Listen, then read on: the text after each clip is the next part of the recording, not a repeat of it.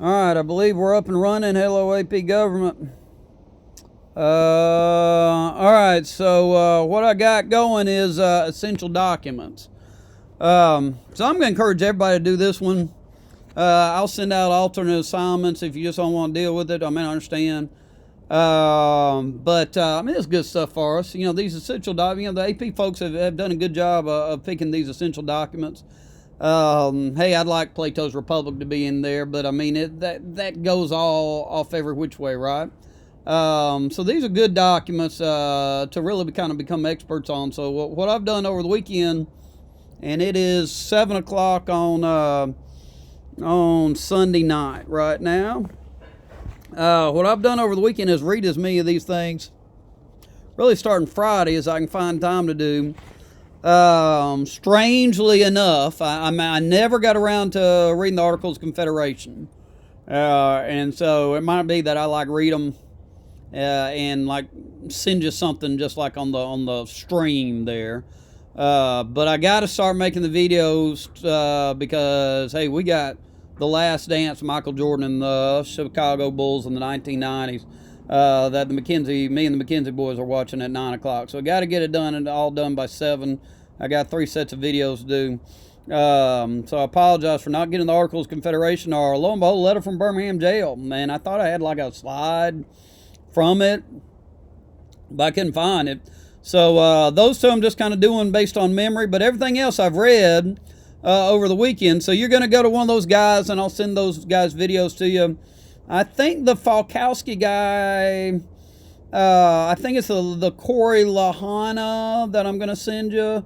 Corey La something or other, not the Falkowski. I've sent you Falkowski sometimes. So I kind of split between those two guys. But I'll send you the Corey guy's essential document video to go with mine. But, you know, get your columns going. And like I said, I encourage everybody to do this one because it's just good. It's good at the end of the year kind of sum it all up kind of activity, and you learn a lot when you try to pull it all together here. So these documents are good. So I'm going to try to go through each one. Hold on just a second. Let me get a cell phone going.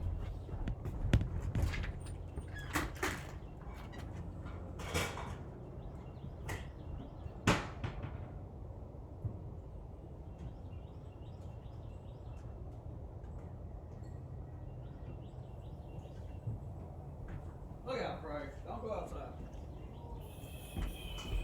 All right, sorry about that. All right, so I got a cell phone going, and so the time is 6:58. All right, so I want to keep it, you know, fairly close to 30 minutes. So, you know, keep an eye on the time here. All right, but we'll start with the Declaration of Independence. So you can see the order I've got it, kind of in the order. So I'm going Declaration, Articles, Constitution, Federalist 10 and 51. Then I'm going to go Brutus. All right, and let's see if I can scoot down. You can kind of see it there on the side. Then the 70 and 78, the executive and judicial. Then letter from Birmingham jail. I believe that's the order I'm going with. Okay, so let's pull it up right here and let's see how we do here. All right, so Declaration of Independence. All right, so the first paragraph, the Corey guy describes it as the breakup letter explaining why we kind of want a divorce, or we're the kids trying to move out of the house. And so, I mean, I've said this stuff before, but a couple of things I noticed about the first paragraph. He says, when in the course of human events, one group of people wants to dissolve the bands that tie him to somebody else. And then I thought this was interesting, and assume the equal station which the laws of nature and nature's God. So it's going to kind of appeal to like enlightenment and religion at the same time. Entitle them a decent respect to the opinions of mankind impels that they declare the cause. So that first paragraph of the Declaration is why. Why are we doing this? All right, so then you got the famous part, we hold these truths to be self-evident. Notice you got the that's. All right, so he's going to, he's going that. All right, so that all men are created equal. That's self-evident. Okay? That they are endowed by their Creator with certain unalienable rights. That's self-evident. That among these are life, liberty, and pursuit of happiness. That's self-evident. So we don't even have to argue about these things.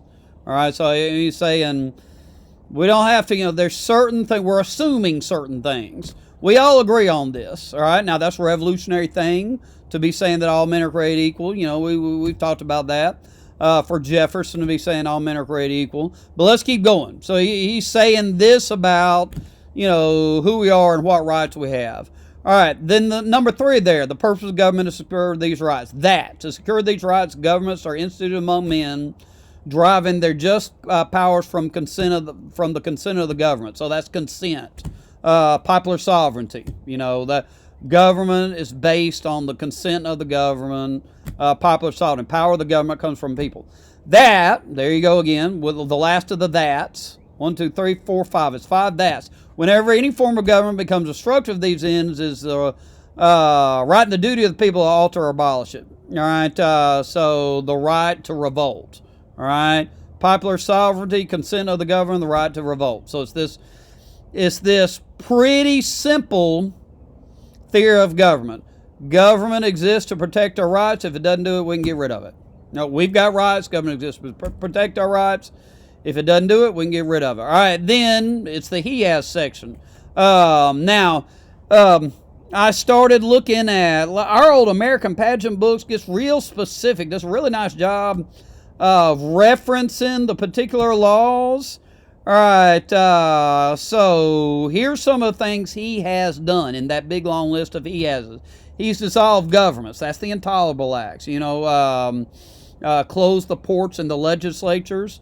Prevented population of states. That's the proclamation of 1763. Won't let Daniel Boone move out west. Sent swarms of officers. That's the Navigation Acts. Sent swarms of officers to enforce all these laws. Quartering large bodies of troops. So that's quartering. He's actually kind of referencing the Boston Massacre, like in the cities. Taxing us without our consent. Taxation without representation. Declaring for themselves, invested with power to legislate for us. So after the Stamp Act, remember you've got the Declaratory Act, so he's referencing the Declaratory Act there. Transporting large armies of foreign mercenaries. That's the Hessians, mercenaries, people they're paying to fight. And excited direct domestic insurrection among us. That's like the offer that's encouraging slave rebellions. In the South, offering slaves their freedom if they'll join, the loyalists, if they'll join the British. So that part is oddly a reference to slavery after he's talked about all men being created equal. But if you start looking, first time in a long time, I've decided, okay, I'm going to go through really specifically and look at some of these he hases, and somewhere or another, so it's a good exercise. Even for me, having taught this stuff for 25 years now, I noticed that the he hases, if I look closely enough, match our list of things that we memorize that the government's doing. The Navigation Act, Sugar Act, Quartering Act, Stamp Act, Townsend Acts, intolerable acts, all that stuff. It matches up pretty well. All right, then at the end of it, after he has done all these things, we don't have a choice. These united colonies are right, ought to be, and he's got it in all caps there. I think I'd forgotten that if I had ever knew it. Free and independent states. So it's just a real logical thing. All right, we've got to explain what we're doing. Why? Why are you leaving, honey? Well, I'll tell you. All right, hey, I've got rights. Government's supposed to protect those rights. If government doesn't do it, we're going to get rid of it. All right, and you hadn't done it. So we're free and independent states. So very logical and very philosophical at the top. And then the he has is, really kind of historical. Something maybe we hadn't noticed very well. Okay, let me see how long it took me to do that Declaration of Independence. All right, not long. I'm at 7:04, so that's pretty good. About 5 minutes on a document. All right.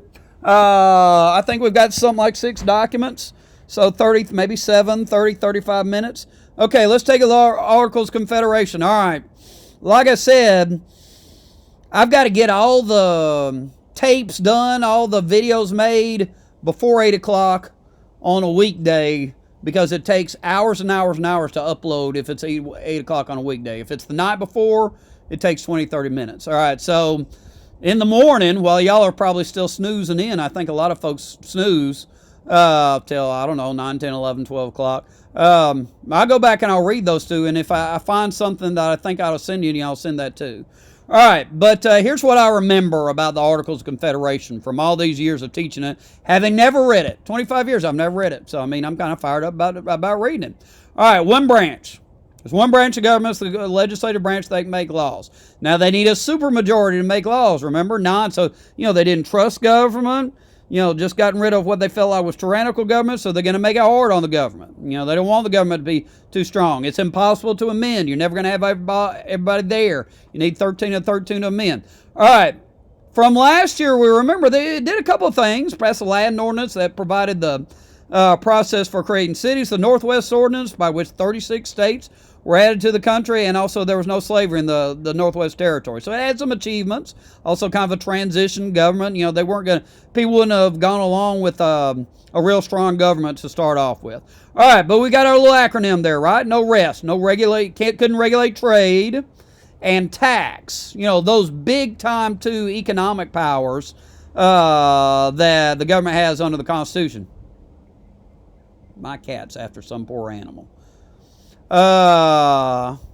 It's a good cat, but it's a cat. All right, let's see. Okay, enforce laws. That's what the executive branch did. Shays Rebellion could enforce laws. Settle disputes between states. States could put tariffs on each other's goods. That was a real problem, and that's going to cause problems. Massachusetts and Virginia were in a shooting war really over Western land. The government couldn't stop that, couldn't settle disputes. That's the job of the judicial branch. What is this law? Two parties are arguing over what the law means, and there wasn't a judicial branch. Okay, so Shays Rebellion shows that the government's too weak. Farmers got treated unjustly. They went on fought. The government promised, social contract kind of thing. The government promised them they'd be able to keep their land. But the government couldn't really pay them very much. They got paid very little. Government didn't have the power to tax. During the war, they come back, they're half broke, and then the state taxes the heck out of them, and they can't pay. So, they're going to jail, and they're losing their land, and so they're rebelling, but then the national government couldn't enforce laws when they start breaking the laws. So the moral of the story is, Articles of Confederation too weak. All right, so here comes the Constitution. All right, so, hey, we did the Articles of Confederation, about 2 minutes there. Articles of Constitution, going to be a little longer. Okay, preamble. That's the first part. We the people. That's popular sovereignty. Power of the government comes from the people. Let's remind each other what it says. We the people, in order to form a more perfect union. Well, things weren't united under the Articles. Hey, we need a more perfect union today. We're not very united today. We the people, in order to form a more perfect union, establish justice. Okay, going all the way back to Plato's Republic. Establish justice to ensure domestic tranquility. Didn't have it then. Those marches. Why did Kemp decide to open things up? Well, he's concerned about a lack of domestic tranquility, the marches. All right, ensure domestic tranquility, provide for the common offense, one strong military, promote the general welfare. Okay, is opening the states up and putting people at risk, vulnerable people at risk. Is that the general welfare? Is keeping things shut down and creating, a new Great Depression? Is that the general welfare? I mean, real dilemma for the leaders. Promote the general welfare, secure blessings of liberty to ourselves and our posterity. Them back them 1787, us too. All right, do ordain and establish this Constitution of the United States of America. Okay, Article 1 is about the legislative branch. Remember, it's the biggest, longest. So the first part of it is about the qualifications of the House. You got to be 25. You got to be citizen 7 years. You got to reside in the state. Senate, you got to be 30. You got to reside in the state, citizen 9 years. So House and Senate qualifications. All right, so then the next section is the powers of the Congress, and it's a lot of them. All right, so 6 military powers. Let's see if I remember them. Let's see. Declare war, Army, Navy. Let's see. So that's 3. Pirates, enforce laws of high seas, call up and train the militia. All right, here's like an extra, fun extra. Declare war. Also to pay privateers, it said. So we could fight pirates. We could also create pirates. Remember, we really didn't have a navy at the time the Constitution was being written. Didn't have a standing army. So an alternative is pay privateers. Basically pay privates to go fight for us. So that's kind of fun. Economics. All right, tax, regulated interstate commerce, the big two. All right, let's see. Coin money, borrow money. So there's those two, and then the bad stuff. Bankruptcy and counterfeiters. So there's the 6. All right, the other stuff, PPN, FACE. All right, patents, post office, naturalization, fixed standards of weights and measures, exercise authority over Washington, D.C., and federal buildings, and constitute inferior courts. All right, which the Judiciary Act, the very first law passed by Congress in 1789, did. It also expanded the judicial branches, the original jurisdiction of the Supreme Court, and that was declared unconstitutional in Marbury versus Madison. All right, then you got Article 1, Section 8, Clause 18. That's the necessary and proper clause. You know, I'll pass all laws necessary and proper for carrying into action the foregoing power. So that's the one that stretches the power of government. Brutus is going to freak out about it. Okay, now what I've got, if it's italicized, I looked at this and said, you know what, we've never really done this, let's do it. You know, it's always good, no time so good as the present to learn something, right? So, and I've got a brand new acronym, happen, it's said with a, happyin. How do you want to say that? Happyin.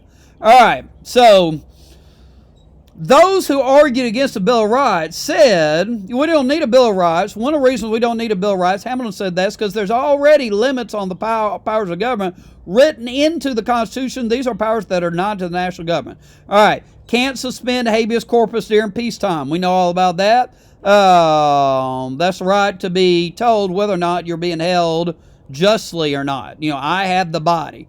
No bills of attainder. That's a legislative act against you. They throw you in jail because Congress passed the anti-you law. You know, whatever your name happens to be. All right, or the anti-McKenzie law. All right, proportional taxes. In other words, taxes, states had to pay taxes back then before the income tax had to be based on their population. So Virginia would have to pay more taxes than New Jersey would.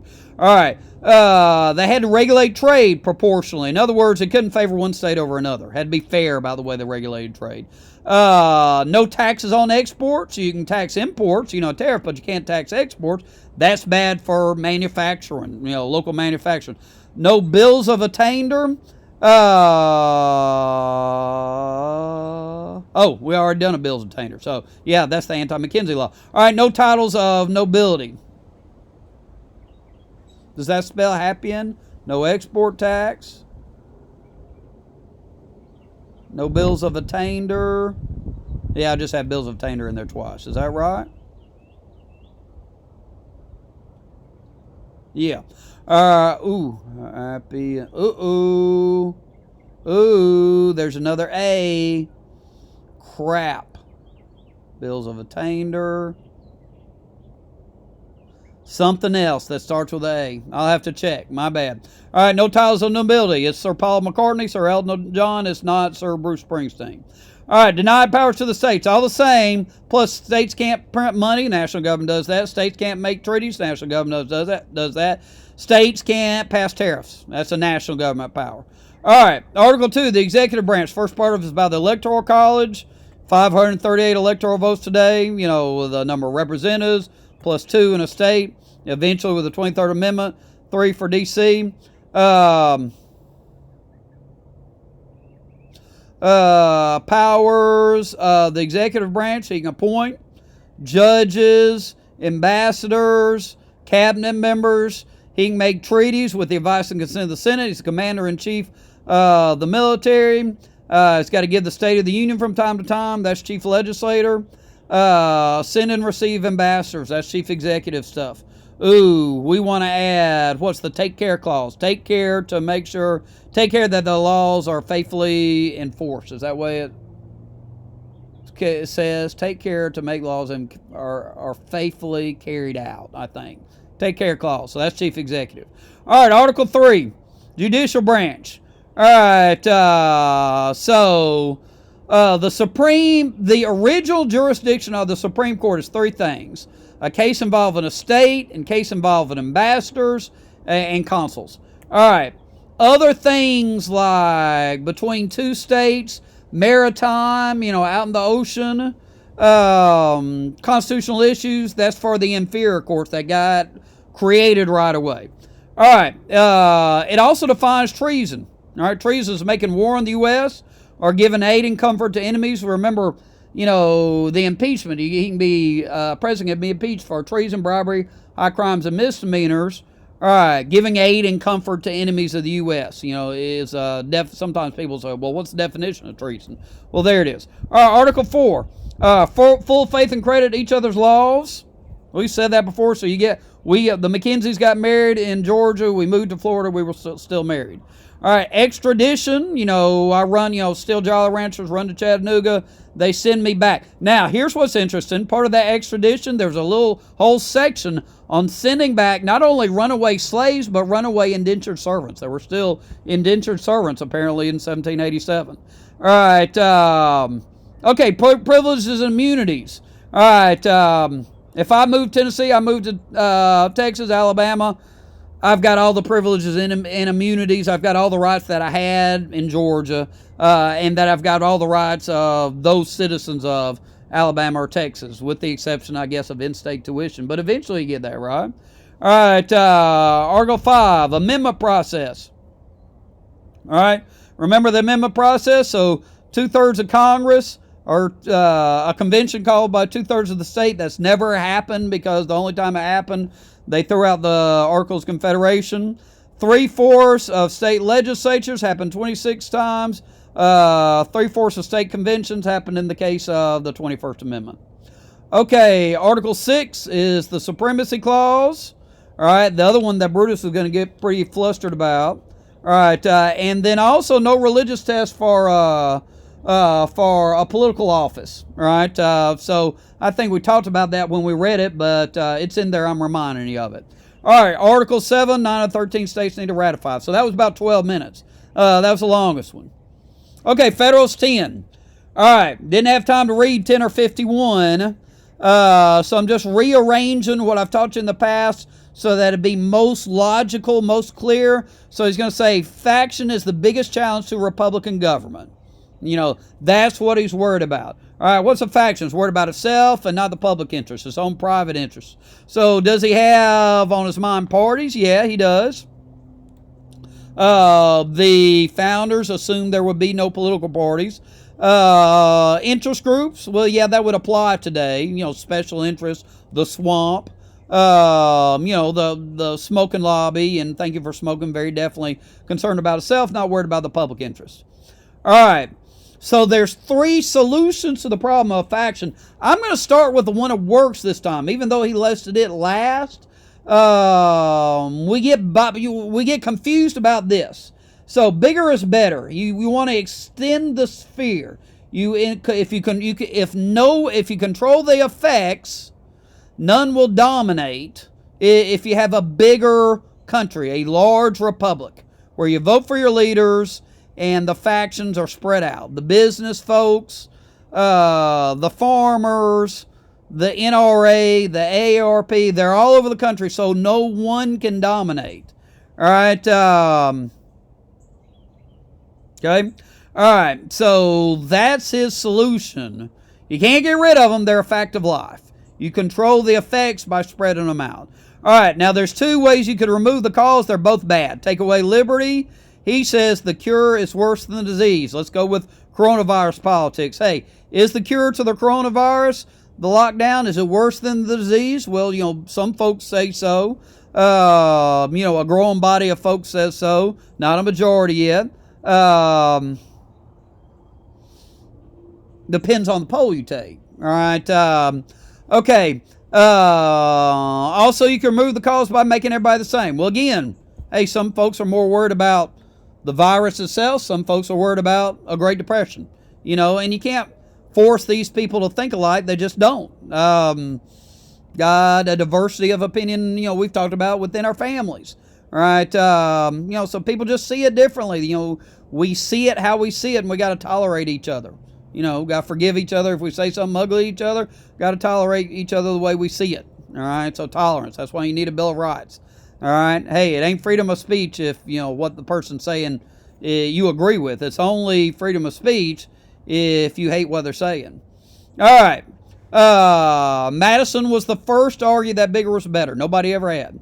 Aristotle and everybody else, Montesquieu had always said, hey, smaller is better. That way everybody knows everybody and you can trust your leaders. But he had concluded that, remember when he's this stressed out guy, and one of the conclusions I reached today is I got to read a book about, I have never read a book about James Madison. All right, but he's this stressed out guy going into Philadelphia, and he had studied all the governments in the history of the world, and he had said they were all either too weak or too strong. None of them were just right. So he's trying to create the one that's just right.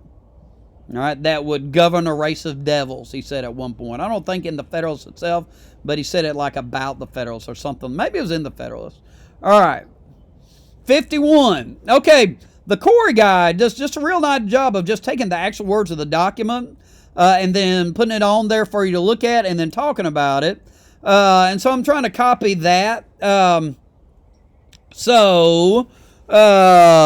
me just start reading there. Dependence on the people, no doubt, is no doubt the primary control of the government. So he's saying, popular sovereignty for a republic. But experience has taught mankind the necessity of auxiliary precautions. Just because you got elections doesn't mean things are going to work out okay. You've got he's concerned about the tyranny of the majority. Tocqueville's real concerned about the tyranny of the majority. All right, so here's I'm expanding. I'm just backing up from the famous part. So first off, he's going to say ambition must be made to counteract ambition.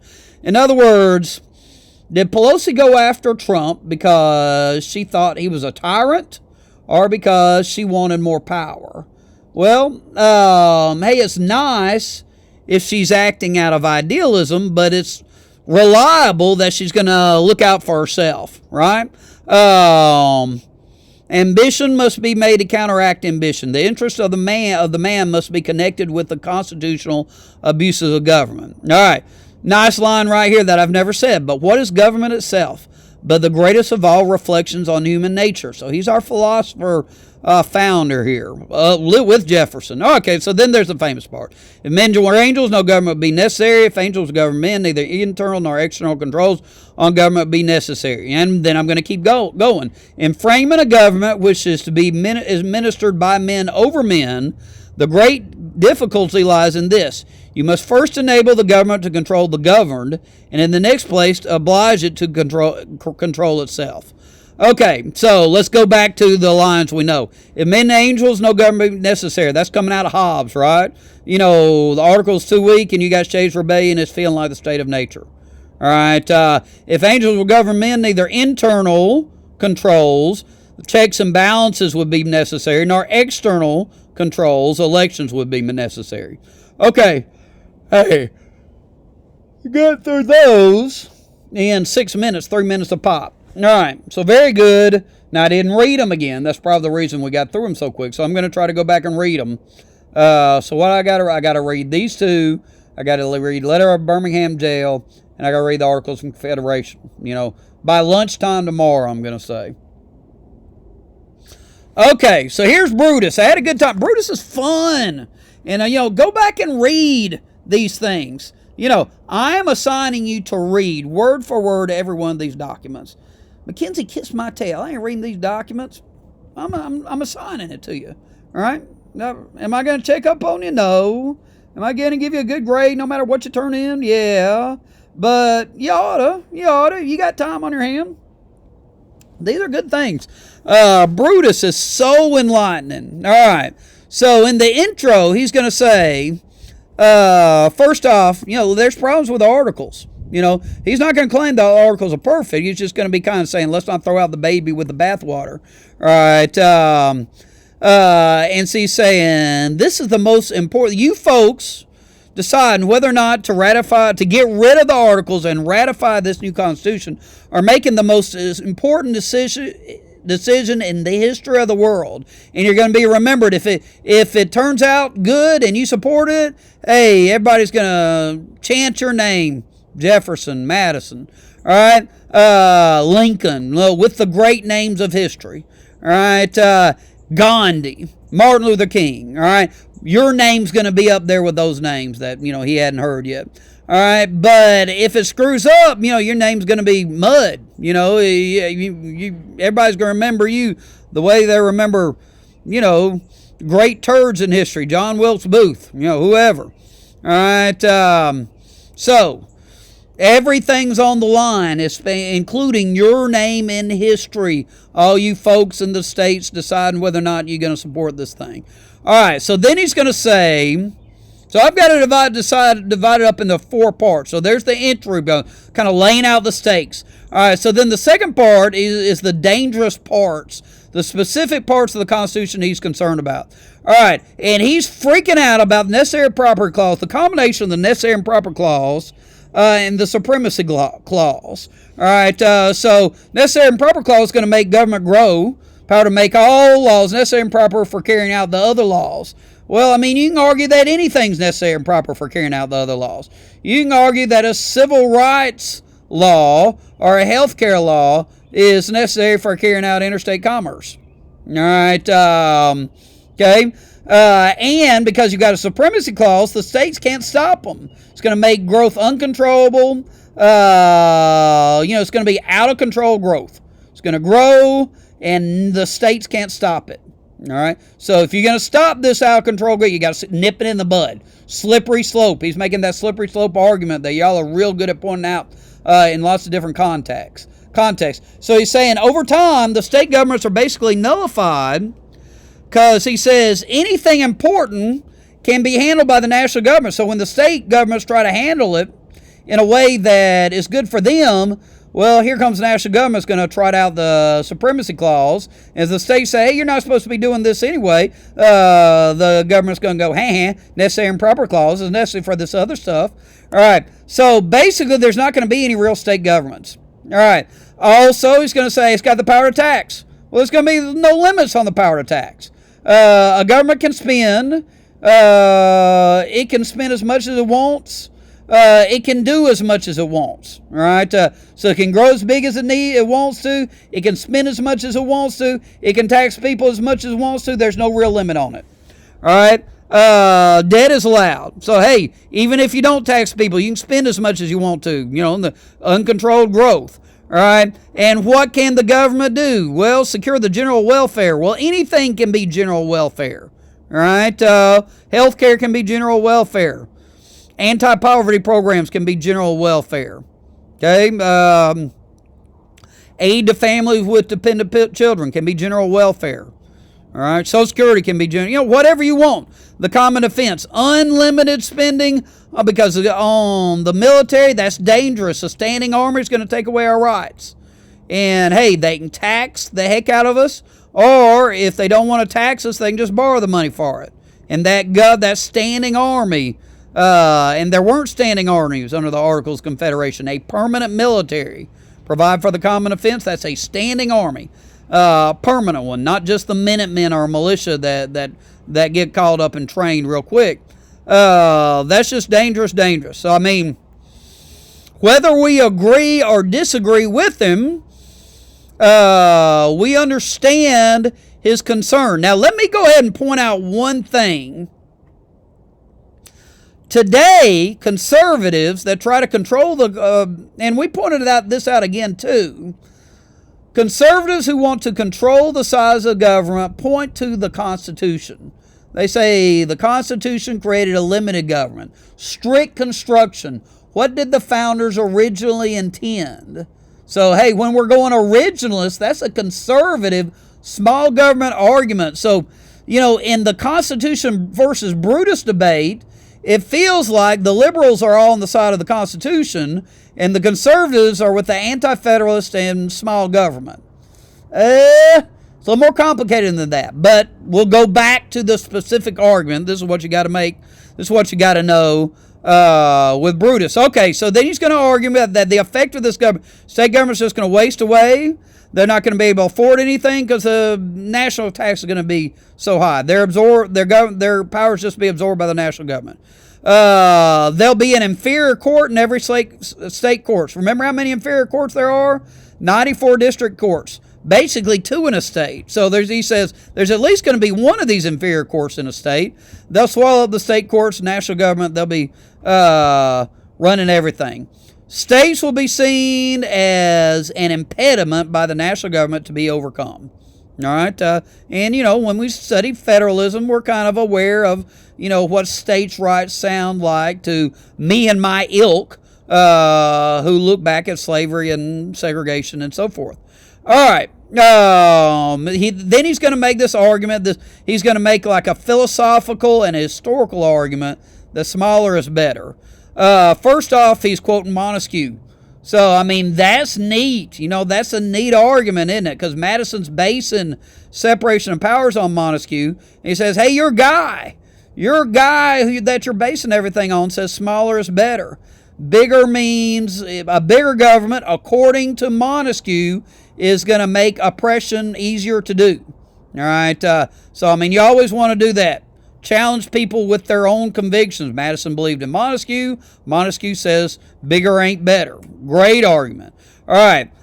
Historical argument. He says Greece and Rome both started out with good government. As they got bigger and bigger, they grew terribly oppressive. All right. Okay.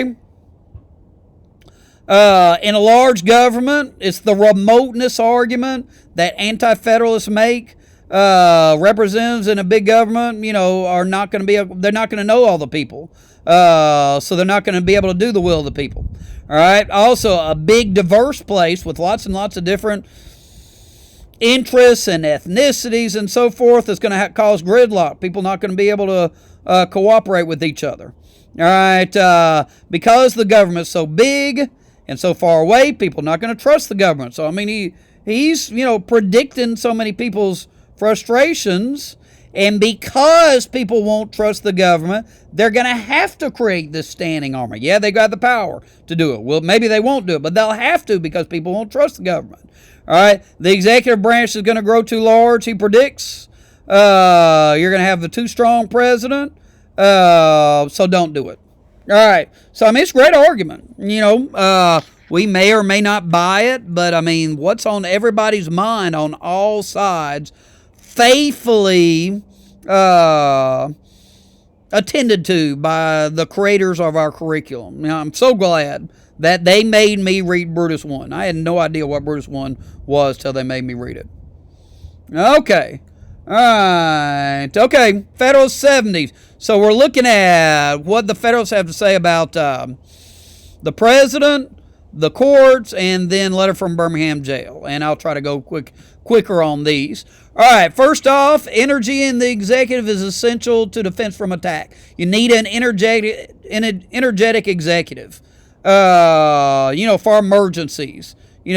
Congress can deliberate. They can be slow and make sure they're coming up with the right answer on what kind of laws to pass.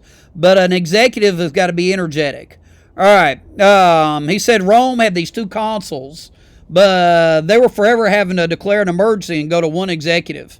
All right, feeble execution of the laws, that's the opposite of an energetic executive, is bad government, Hamilton argues.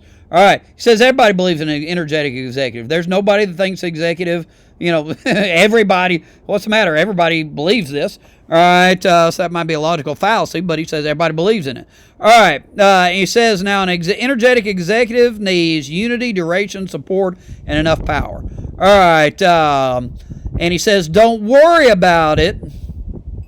It's not going to be too strong because it's going to be dependent on the people and it's going to be accountable. It's going to be, if the one guy does something bad, he's going to get in trouble. So, hey, would a certain president like to be a dictator? Maybe. But every time he does something that's really unpopular, he gets nervous and he backtracks. All right. So, that accountability, responsibility to the people is going to keep him under control. All right. So What does he say about unity? Well, a unified executive is going to be able to make quick decisions. Deliberation is for the legislatures. All right, the two consuls in Rome didn't work. Interesting argument he makes. The only time they worked was when they divided foreign and domestic policy. Remember that scholar? What was his name? I can't remember, but he had the two presidencies. He wrote a book on the two presidencies, and like Bush was this. He was really good at foreign policy, but not domestic policy, and so like his argument was that foreign policy was a lot easier, and almost implied maybe we ought to have two. But you know, the only time it worked was when they divided up that way. So that's interesting. All right. Also, these plural consuls, they'd be slow to act, and their supporters would turn on each other. So you'd have these factions. All right, maybe you have an executive committee, but that's going to be even slower than two. So that would be worse. All right, plural consuls are a committee. There's no accountability. You know, they can point fingers at each other, just like, you know, divided government can. All right, but if you got one person, you got somebody to blame. All right. If you don't have this accountability, you can't punish bad laws, and leaders just won't worry about what people think anymore, because they do something bad, they can just blame somebody else. It's fake news. All right. So that's 70. That was pretty quick, right? All right. 3 minutes. All right. 78. I say I had this one first. Then I rearranged them. All right. The courts. All right. So they're on there for a term of good behavior. And he's arguing that stops legislative encroachment. You know, that you need somebody that's not having to worry about being popular. And he says, don't worry about it. Yeah, they're going to be on there forever, but they have neither the sword nor the purse. The president, the executive branch, has the sword. He has the enforcement mechanism. Congress has the power of the purse, the power to spend. The courts have neither one. They got neither force nor will, so they've got to depend on the executive to carry out their judgments. What Jackson say? Marshall's made his decision, let him enforce it. All right, always. He says they're always going to be in danger of being overwhelmed, so you need this permanency. All right, now, what can they do? They can declare laws void. Now, that seems dangerous, but it's necessary in order to keep, again, encroachment. In a football game, the encroachment means all sides. Encroachment, defense, 5-yard penalty, repeat second down. So it's all sides. So the Congress is going to get all sides unless the courts keep it in their place. All right, let's see. So the will of the people, and so this is democratic because the Constitution is the will of the people, we the people.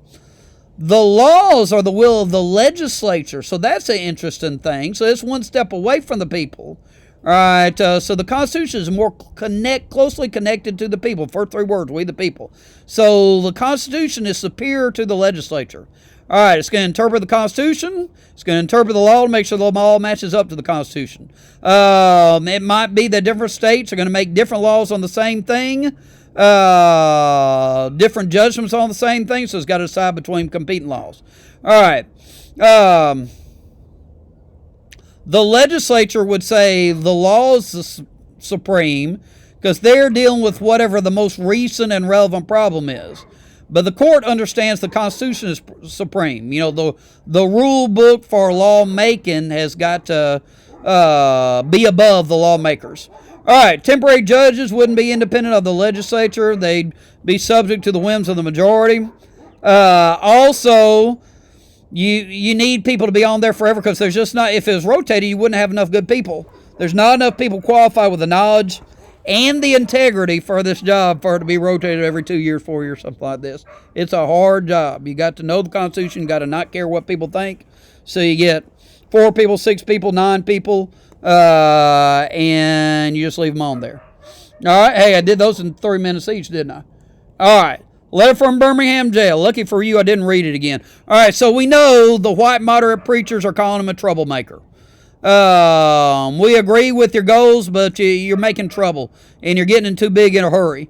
All right, so he says he was invited in. People of Birmingham invited him.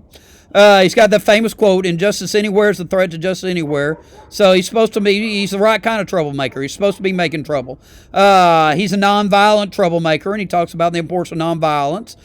His disappointment in the white moderate. We remember he doesn't prefer a Klan. He doesn't say a Klan member is a better person, but he'd rather deal with the Klansman because he has a certain integrity. He's going to do... I am who I say I am. That's true of the Klansman, not true of the white moderate who doesn't have the courage of his convictions. All right, now he's breaking the law. So, he says he's got a right to do that. Not just a right, but a duty to break unjust laws. Probably my favorite line in there. Never forget everything the Nazis did was legal. Everything. Never forget that anyone who gave aid and comfort to Jews in Nazi Germany were breaking the law. And he says, I'm confident, and that's the million-dollar question we always have to ask ourselves. If we were living at that time, would we have done what we now consider to be the right thing? And hey, let's fast forward that. 30 years from now, 50 years from now, people looking back on us in the time of the virus, did we do the right thing? All right, man, that's a tough one, all right, as we make these decisions. All right, but he's confident he would have done the right thing then. All right, then what I like to do when I read about it is talk about, kind of King the Preacher, and how he's appealing to the essential documents, Declaration of Independence, Constitution, what they believe in politically, and also what they believe in religiously. And so there is that section, but AP doesn't want to hear about that section. So don't, I'm chasing rabbits when I do that. So don't worry, and I think it's an interesting question to kind of consider whether or not he's violating the Establishment Clause, now that we know about the Establishment Clause. But AP ain't worried about that.